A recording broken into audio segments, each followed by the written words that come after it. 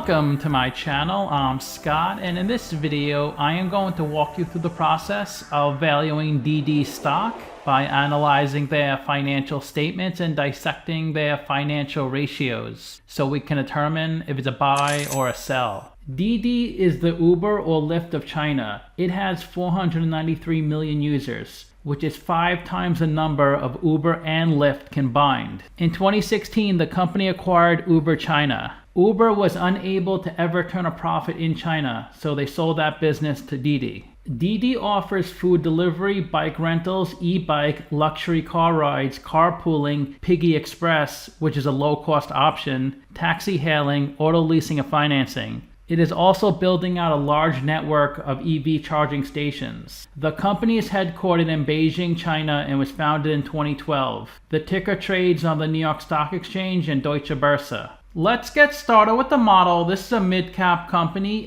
8.3 billion market cap, trading at 176 a share, and they have 4.7 billion shares outstanding.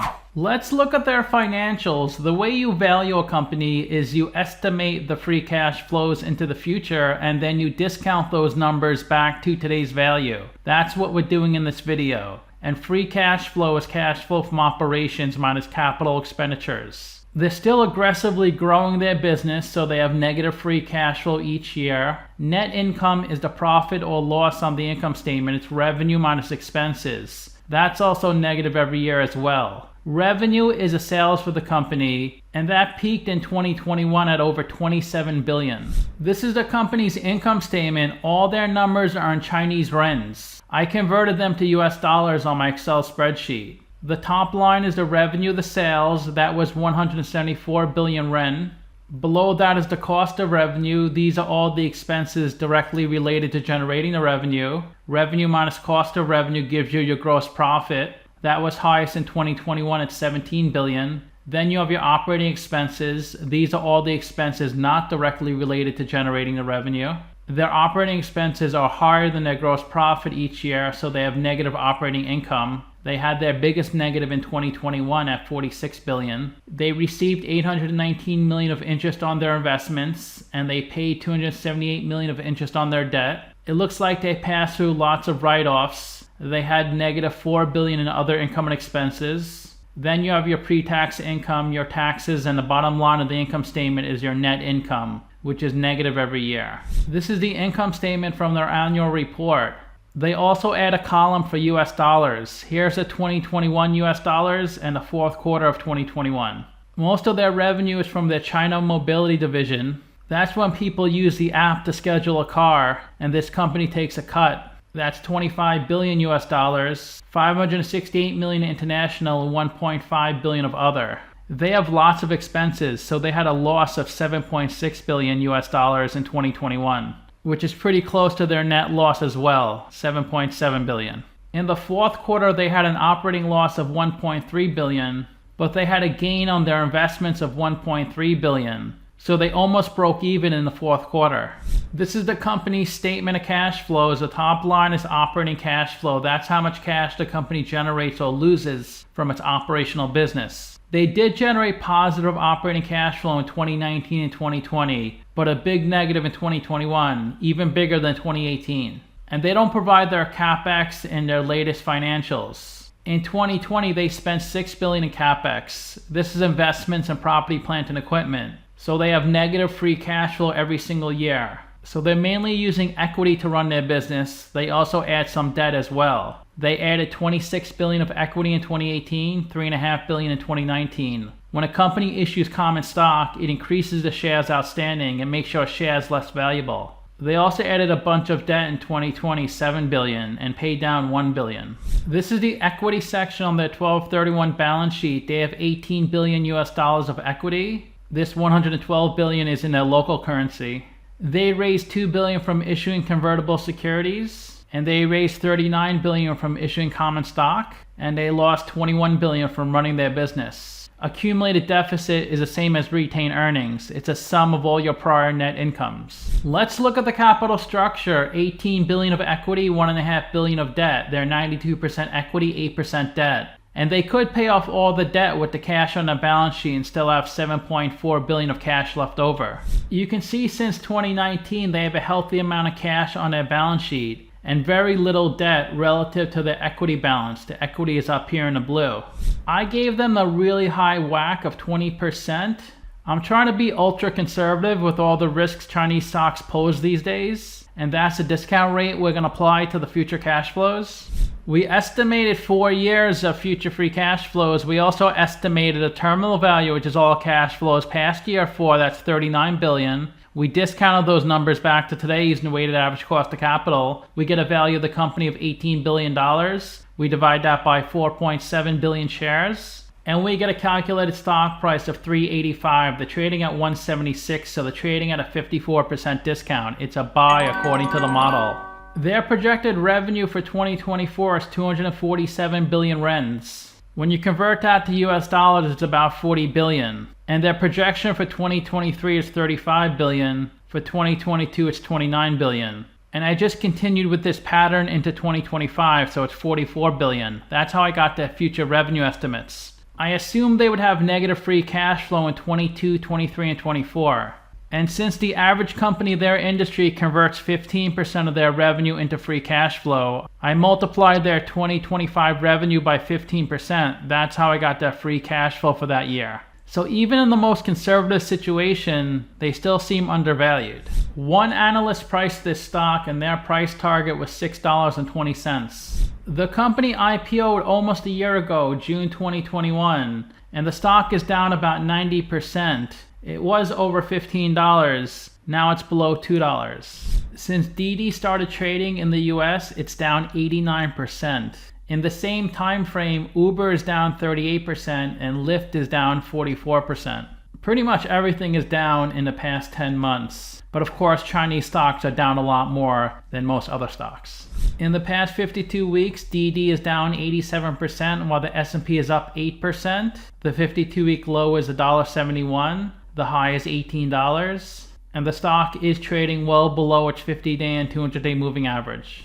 There is a lot of activity on this stock. Over 50 million shares are traded each day in the past 3 months. Of the 4.7 billion shares outstanding, 2.3 billion are on float, 11% are held by institutions, and 1% of the shares are shorted.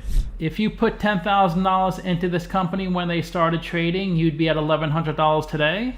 The general public owns 39% of the company, venture capital and private equity firms 20%, public companies 18%, institutions 11%, private companies 9%, and insiders 3%.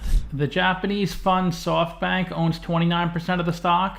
Uber owns 12%. They were given this 12% when they sold China to this company. Steady Prominent, 7%. Tencent, the massive Chinese video game maker, is 6.5%, and the CEO is 2.5%.